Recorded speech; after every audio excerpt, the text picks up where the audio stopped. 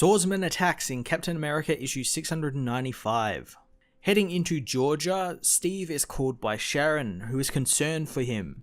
Steve, through his ancient cell phone, tells her not to worry and that he is on a trip in hopes of finding his own place, not one bought and paid for by S.H.I.E.L.D. or Stark or the Avengers. He also says that if Captain America represents everyone, then maybe he should get to know everyone a little bit more. Telling Sharon that he has to go, he tells her that if the Avengers really do need him, he is only a Quinjet ride away. Heading into Saga River's diner, Steve applies to a wanted sign wanting a dishwasher for the diner. The patrons and the owner immediately recognize him as Captain America, wanting his photos and autographs.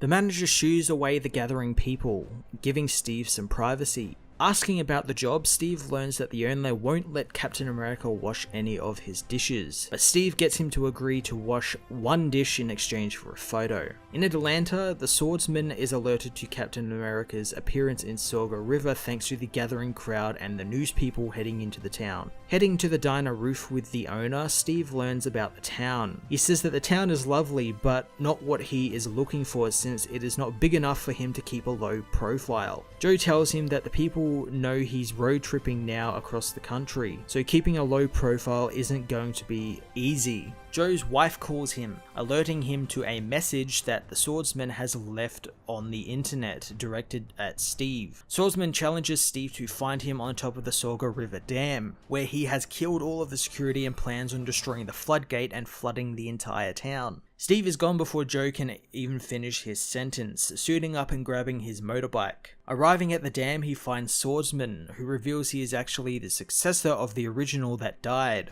Cap asks him what he wants and the swordsman says that he is trying to succeed with the mantle of the swordsman, and what better way to do so than kill an old Avenger. Attacking Cap, Swordsman tells him that his swords are made from vibranium alloy, so Steve's shield won't do any damage to them. Swordsman asks why Steve is trying to save the little town, to which Steve replies that there are people in the town and that is exactly why he is doing it. The countdown to the floodgates opening hits 0 and Swordsman's promise is fulfilled as the gates slowly rise and the water floods the town. Cap manages to knock the swordsman out, going back to the dam and helping the operators close it, but he needs to use the manual override. Heading to the shutoff, Cap finds he is too weak to shut it off, but remembers Archimedes' story. Getting the operator to give him one of the swordsman's vibranium swords, he uses it as a fulcrum, allowing him to shut off the dam, saving the town. Later on, as Steve learns that there are only a couple of things were damaged throughout the town, he readies himself to leave. Joe gives him some of his wife's famous chili, not accepting any sort of payment Cap wants to give him.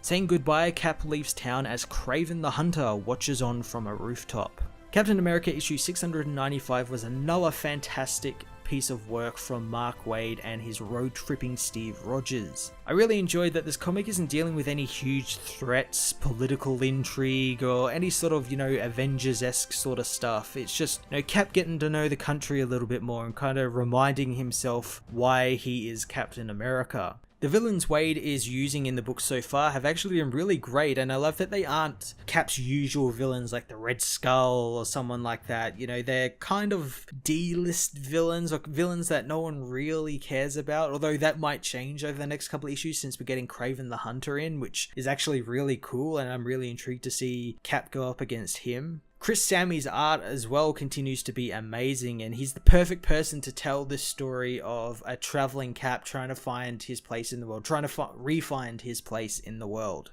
I'm going to give this issue a 9.5 out of 10. Hey everyone, thanks for watching my newest video. If you enjoyed it, you might also like to check out my other reviews here on my channel. You can also follow me on various social media platforms like Twitter by searching Matt_FOS, or even join the Comic Multiverse Discord server and chat with other comic book fans, including myself and Joel from Cape Joel. Want cheap comics and trades? Head over to the book depository with the link in the description to get the cheapest trades and comics around, along with free shipping anywhere in the world. Until next time, this has been Matt of the Fortress of Solitude. Thank you so much for watching.